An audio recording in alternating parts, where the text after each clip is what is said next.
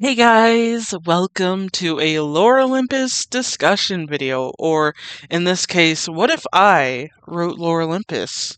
Hi, I'm dazzling. Okay, let me rephrase that, guys. I'm not here to be perfect. La la la. Anyways, hi, I'm Dazzling Kate. I am a writer, artist, fangirl, and of course, the most important thing about me is that I'm a dog mom. Hi, I'm just a relatable person, and I'm sometimes a problem for some people, but whatever. Let's get into today's video. What if I wrote Lore Olympus? You know the series starring the pink highlighter and the blue guy from Hercules, and I'm just purposely sounding like an idiot because I want your attention, guys, okay? Put all your eyes on me and make sure you comment down below.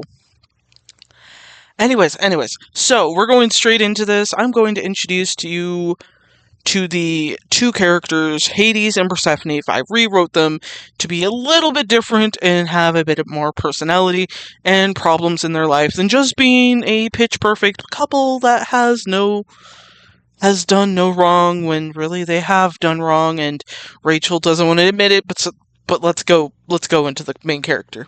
Starting with Hades.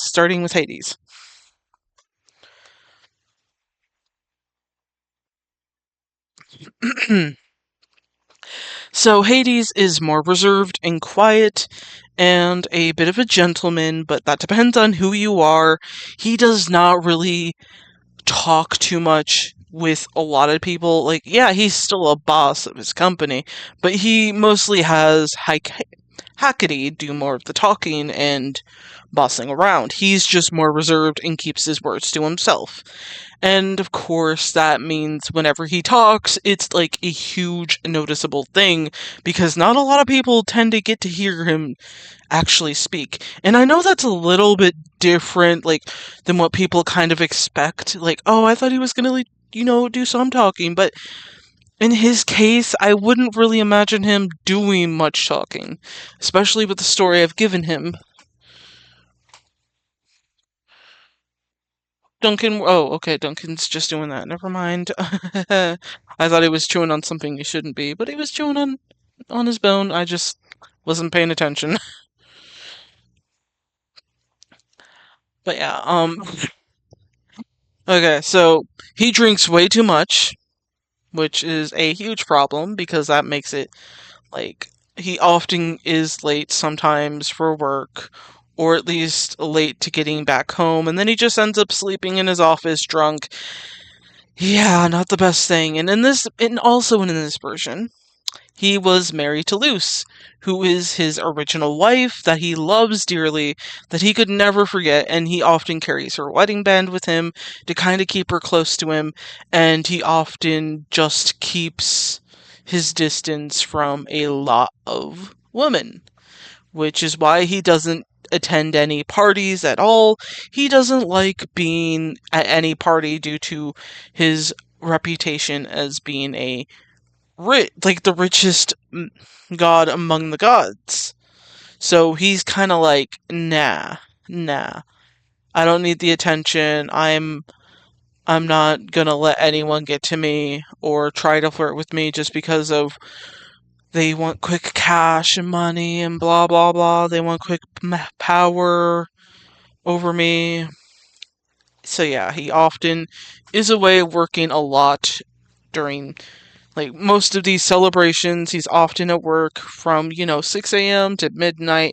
He doesn't have time for fun. He doesn't have time for anything else. He is still a dog a dog dad in this, since they are the only ones who are very loyal to him, and he doesn't really need to say much to them. He just needs them to be there for him. And often you'll find him running an errand with his dog intact. Like, he will be carrying his dog in, like, a little purse dog in his bag or something, or him on a walk with Cerberus, or anything else that you might notice that makes him very attached to these little creatures. Like, he is very attentive to them, more so than anything else in his realm. and more so than anything with his brothers. He still cares about his mother, but he doesn't really care for his brothers that much due to other circumstances that will not be spoken about, since I will reserve that into the next part. I've actually broken this like mini series down to 2 to 3 parts, depending on how well I can explain all these things within a timely manner. But yeah, Hackety does have to often get him to take a break and force him out of his own office, or have to hold him down to just like hold him down in bed or something, or hold him down in his house. She often has to make sure he takes some break time away from work, even if that means making sure that everyone involved has to get involved. Like everyone within the corporation is just like has to get involved to make him take a break.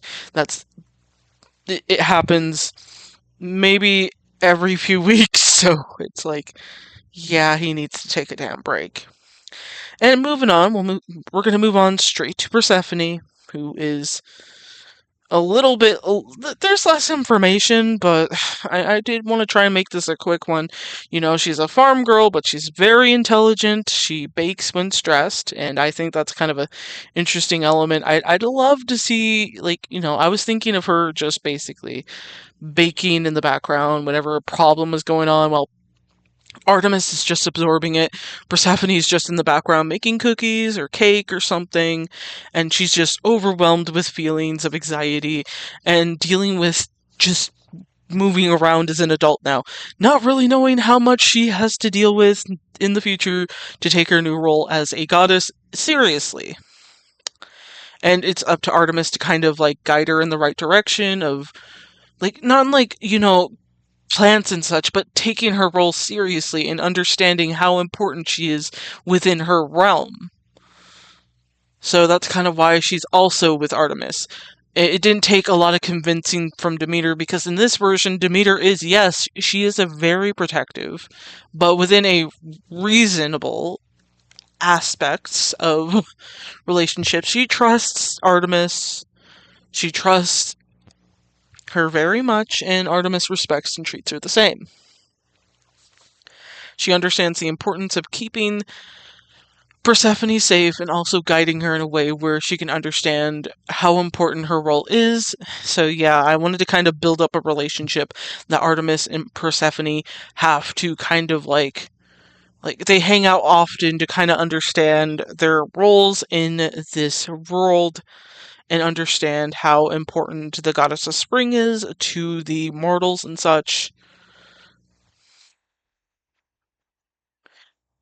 But yeah, she is a pushover though, and lets people do what they want. She often has to, like, she often backs away, doesn't try and argue or anything, and Artemis really takes notice of this and tries to convince her to try harder in standing up for herself and trying to build confidence within her, because this is the only way that they can really get to work with what they have. Like, they're complete opposites in many different ways. Artemis fights for what she believes in.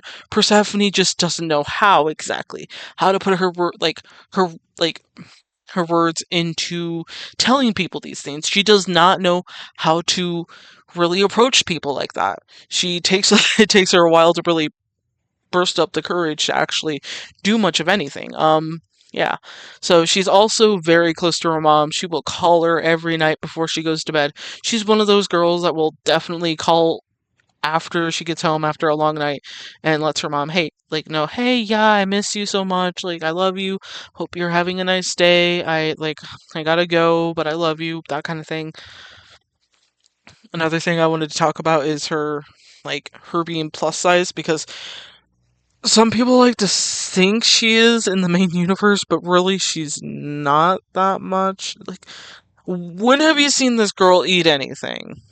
Like, the original Persephone. When have you ever seen her eat anything? That's like, I'm just saying, as someone who is of that size, have you seen anyone actually, like, seen her actually eat anything?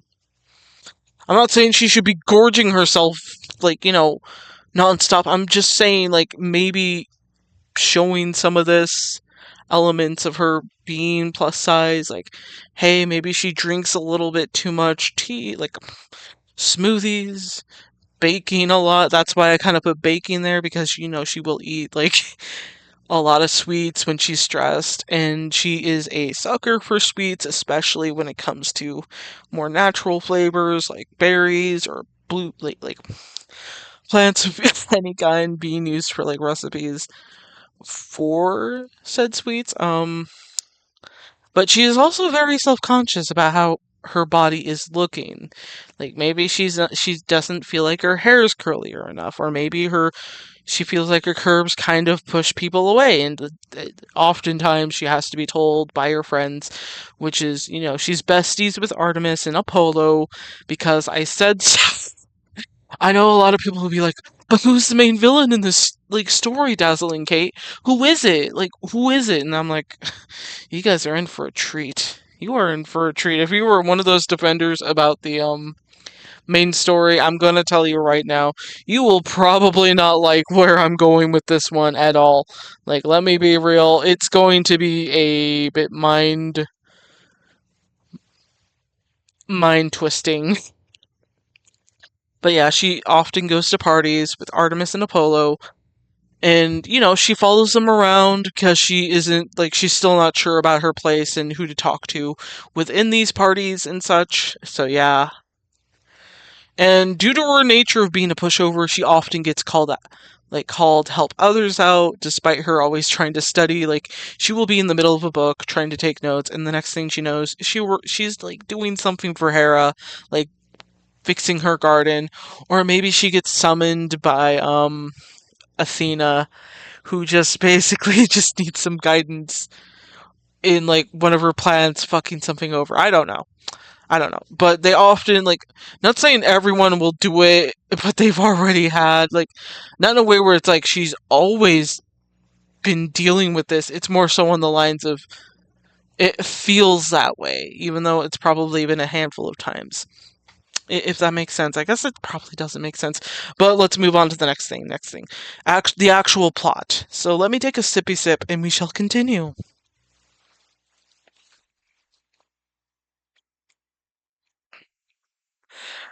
Okay.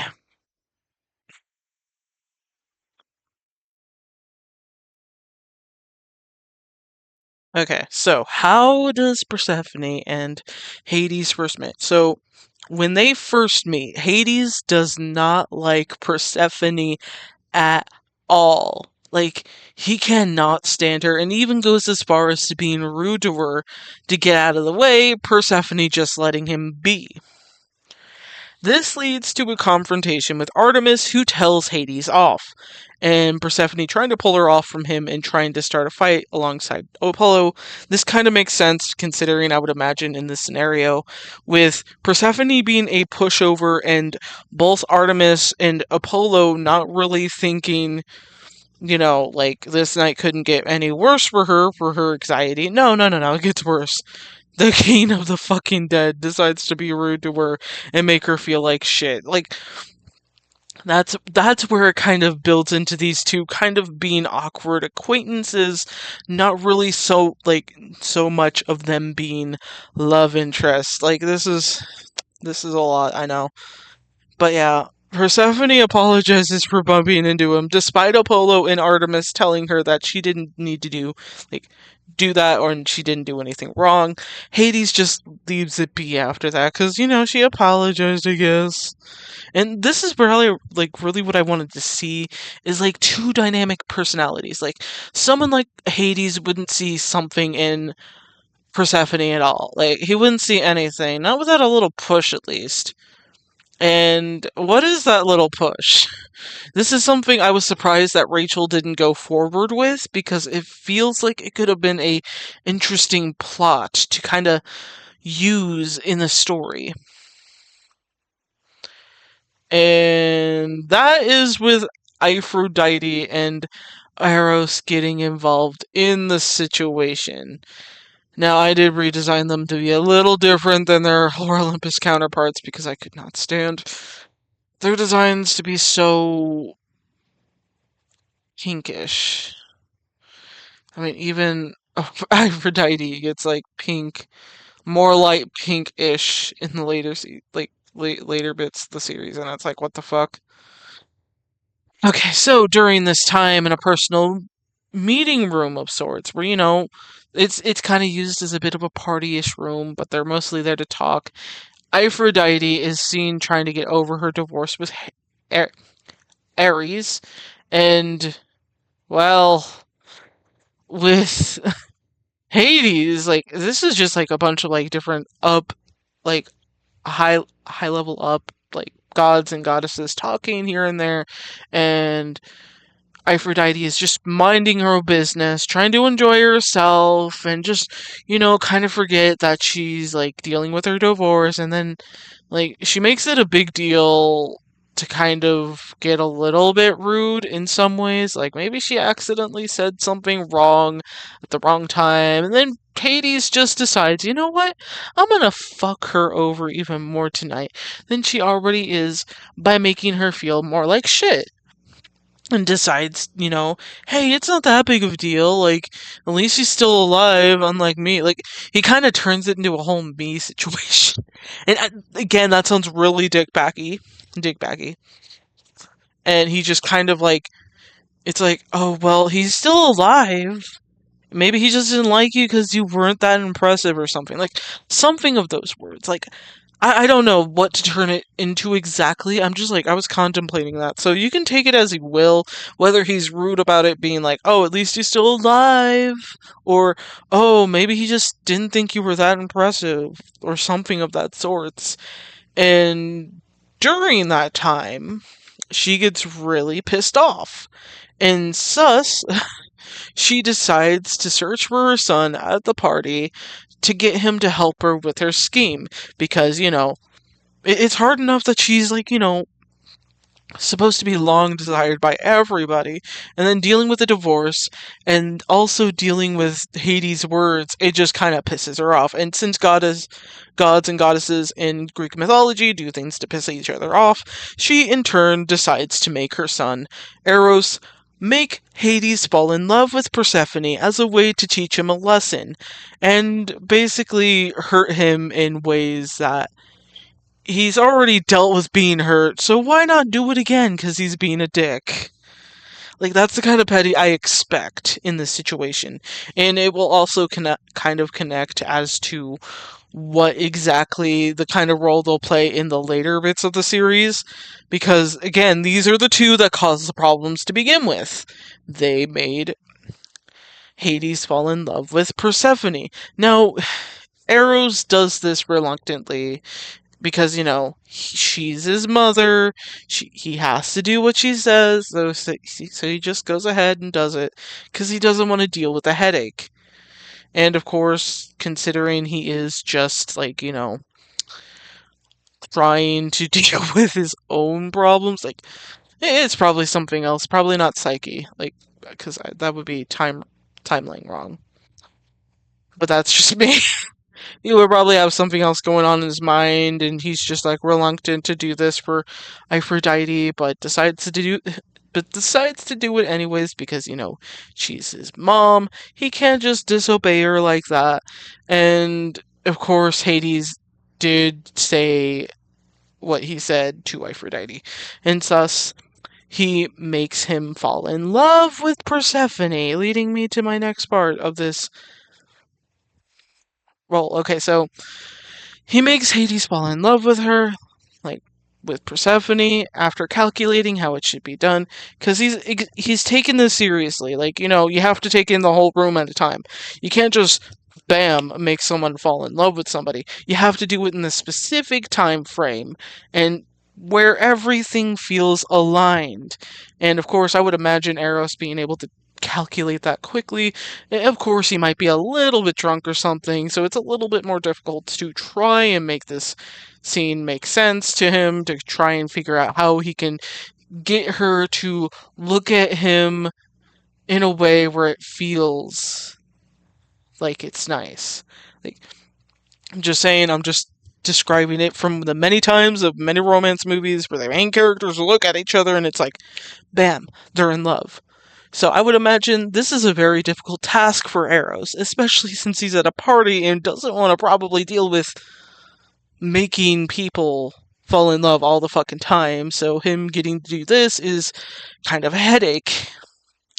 So Hades notices Persephone for the second time. He realizes this feeling and leaves in annoyance. Because, once you feel that feeling, you're gonna not know what to do with it. Especially in Hades' case. So Eros isn't sure if he made the right choice, but Apollo had witnessed Eros using his love arrows and seems suspicious of who he used it on. He just noticed the bow and arrow and that's it. He didn't exactly see what he used it on. Anyways, Hades deals with these feelings and feeling guilt of having these feelings. He immediately calls his therapist in the middle of the night. She's used to him calling and tells him she'll be over immediately. And this kind of leads to him talking about like we get to see a kind of moment of Hades talking to his therapist and just like pacing around his office nonstop as his therapist listens to him. I'm not really sure who this therapist would be exactly. I didn't really work out those details, but she would listen to him as he rambles away of how he's dealing with yeah, it's lonely, but then I saw this girl and now I feel like I'm in love and I don't want this feeling at all, especially after what happened to Luce. I cannot be in love again. Like, he's expressing how difficult it is, how it must be difficult to deal with these feelings, and he's just. Yeah, my mind's going off and on with like the what to say exactly, but I hope I'm making sense. I really hope I'm making sense. But anyways,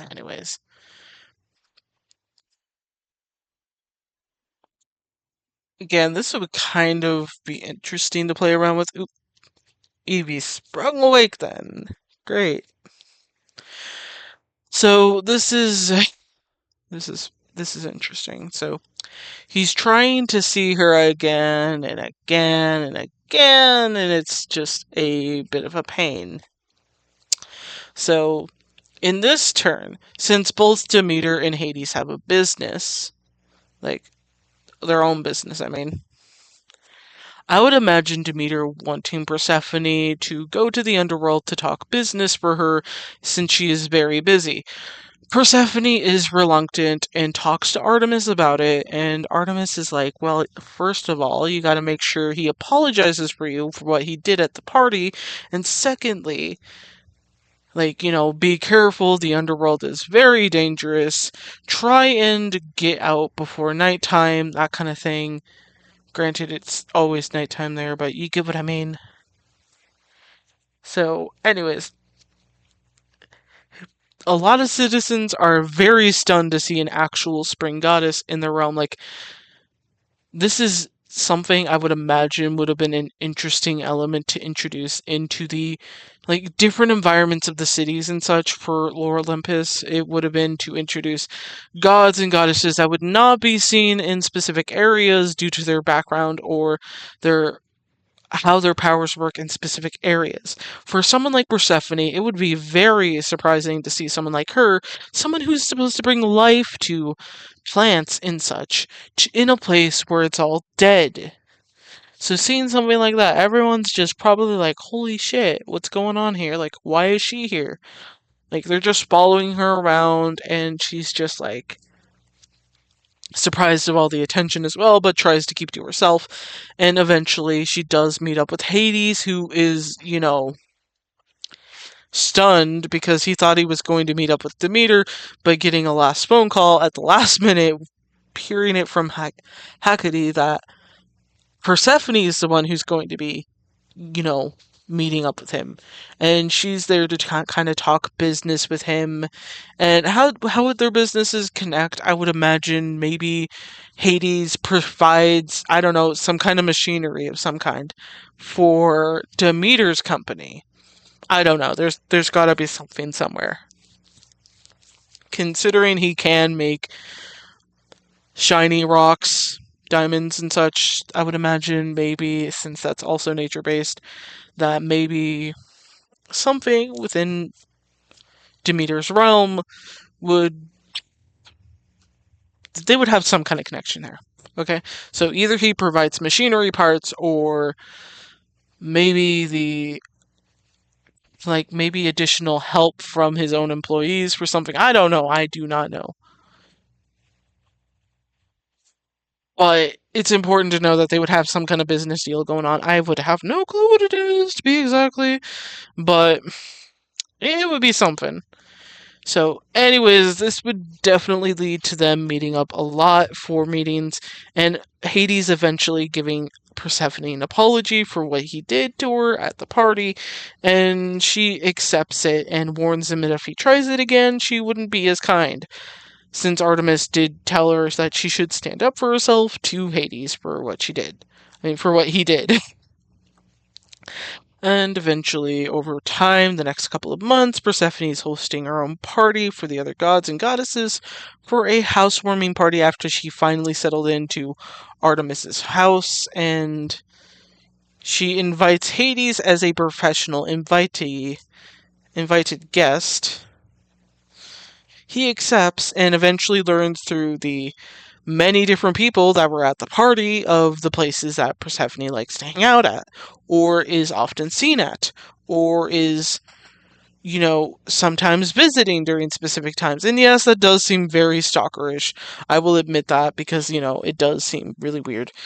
Because he would try to use that to his advantage to kind of bump into her, trying to find an excuse to be at some place at some time to kind of encounter her again and again and again and again, to kind of build some kind of relationship with her, but it doesn't really work out considering the circumstances of them just being awkward acquaintances and business-ish associates.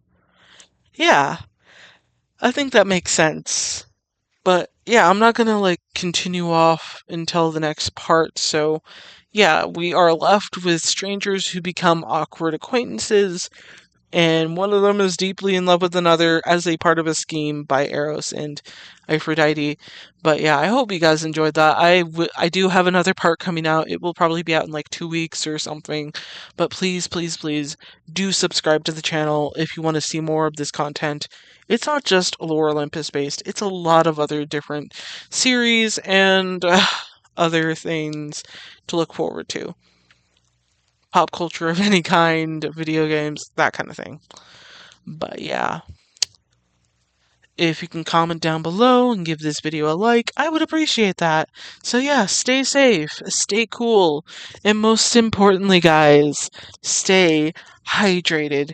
This is Dazzling Kate, signing the hell out of here.